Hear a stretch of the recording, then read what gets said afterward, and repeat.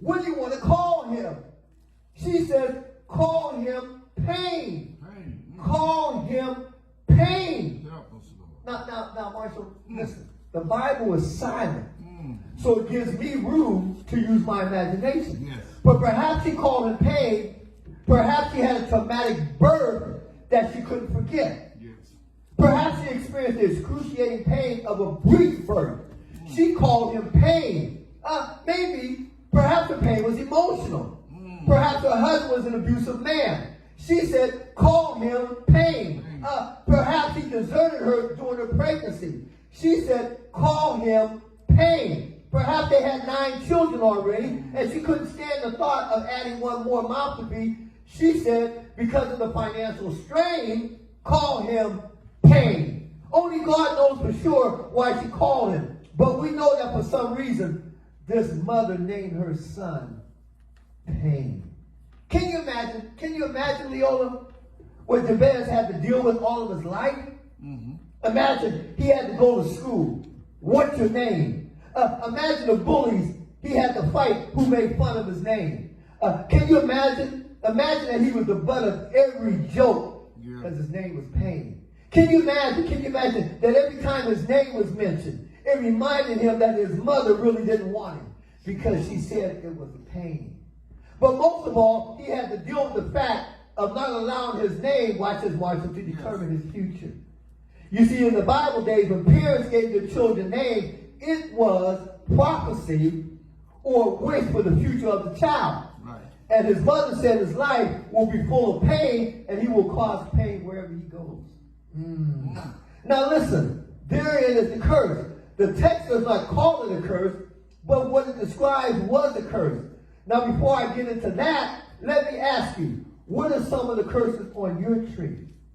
Well, I can call the roll. I certainly don't have an exhaustive list this morning, but some of you looking at me right now, you inherited a spirit of anger. All right. A bad temper. Yes. A critical spirit. That's right. That's what's on your tree. Yes. Some of you from your 4 boroughs and other generations on your tree, you have inherited anxiety. That's right. A spirit of deceitfulness and dishonesty. Yes. Some of you inherited a spirit of lying, cheating, and stealing. Some of you in your tree, you see pornography and sexual abuse. You see adultery and fornication. You inherited that fruit from your tree. You've been struggling with it. And some of you looking at me, you inherited a spirit of arrogance and pride. Yes. Some of us inherited a spirit of overeating. Some of us inherited all kinds of spirits from our forefathers. And the tragedy is, we don't know how to break the trend. Yes. And what we inherited from our family tree has caused us problems all of our lives. Now the curse that Jabez admitted was, watch this, Marshall, was a word curse. There's the curse of words. I'm not talking about cussing, cursing. I'm talking about a curse. You know, in the Bible days, they would speak a curse as well as they would speak a blessing. Yes. Are you listening? Jesus passed by a fig tree one day, and he cursed the tree with words. Yes. Cut it down. Just like that can happen in nature, it can also happen in your life. And some of you right now, if not all of us, are still dealing with the sting of some curse that was passed on to us by our parents, or some school teacher, or some coach, or some employer on our job. That's right. In all of your life, you've been dealing with that word curse. Yes. You act like you don't know what I'm talking about, so I have to make it plain. You know when they told you that you were stupid? And you parents who use that word with your children, you're just dumb. You are passing on a word curse. That's right. When you tell them you'll never be any good, you're passing on a word curse. Are you listening? Oh yeah. When you tell them you're a crazy fool, you're passing on a word curse. And you know that you're just not like your good, no good daddy, you're passing on a word curse. You're going to grow up and be a whore just like your mama, you're passing on a word curse. That's what Jabez's mother passed on to him. Called him pain. She put a curse on him by labeling him with a negative name. Yes. I remember I heard a story about the late E.K. Bailey, and I quote, and how he addressed this. He said, I remember some time of mine, I've been wrestling with them all my life. In high school, my counselor told me, you're not college material. You can be a plumber. Me, Not because I'm so high, but there's so few things I can fix with my head. She told me, you're not college material. That's a word curse. You'll never make it academically. She said, don't worry yourself about trying to go to college. Word curse. There was doubt always in the back of my mind if she was telling the truth. All the way through school, I didn't really know if I make it because I had to deal with a word curse. On my football team, they called me gate mouth because my gap was so wide. They said, we can drive an 18-wheel truck through your mouth. And I grinned and I laughed. But down deep, the word curse. It hung on me all of my life. And at 40 years old, I had my gap closed because even at 40, I was dealing with a word curse from high school. He said, you need not laugh at me. What's your word curse? That's right. Is it what mama said or what daddy said or what some friend said? Dealing with a word curse. You have the audacity to say that the old rhyme, sticks and stones may break my bones, but names will never hurt.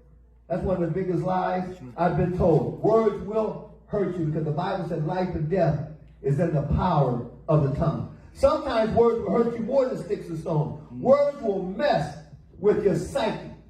Words will stick with you. Listen, parents, be careful what you say to your children because your words are like footprints in wet cement. They make a lasting impression that will be with your children the rest of their lives. Jabez had a word curse to deal with. Before I move on to the second idea, just let me drop this in on you. In order to understand generational curses, you must understand the law of generation. The law of generationalism. The Bible in Genesis 1 gives us the law of generationalism. It says, here's the law, Marshall. Everything produces after its own kind. Did you hear that? Everything produces after its own kind. Jesus talked about this generational law. Over there in Matthew, the 7th chapter, verse number 17, in the Sermon on the Mount, he says, a good tree bringeth forth good fruit, but a corrupt tree bringeth forth evil fruit. Now listen, he's not talking about trees and fruit. Have I got it with it? He's talking about the law of generationalism. Amen, amen. You ladies, listen.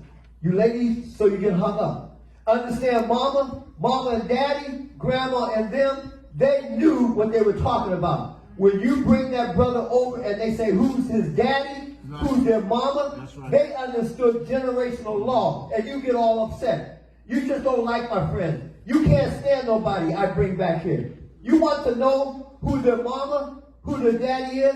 Because they understand a tree. An apple don't far too far from the tree. They understand there is something called a generational law. And unless you have a catastrophic experience in your life, you're going to be just like your daddy. You're going to have to deal with your daddy's demons or deal with your mama's mess. If you won't take my word for it, read off through that in Genesis 1. The birds produce after their own kind. The beasts produce after their own kind. Oh yeah, the ground produces after its own kind. Loretta, every seed produces after its own kind. You don't see a watermelon sprouting apples and oranges. Everything produces after its own kind. For you to come sashaying down saying, oh, meet the mama and the daddy. If daddy don't go to church, I don't care what he says to you. On Sunday morning, you're going to be up in church by yourself. He's going to be at home watching the game because he's like his daddy. That's a generational law. Your mama didn't respect her husband, she's not going to respect you. Daddy cussed out everybody, he's going to cuss you out. If dad is violent and abusive, it won't be long before he'll raise his hand to you. You better hear me today because the law is stronger than you. You can't will yourself, Marshall,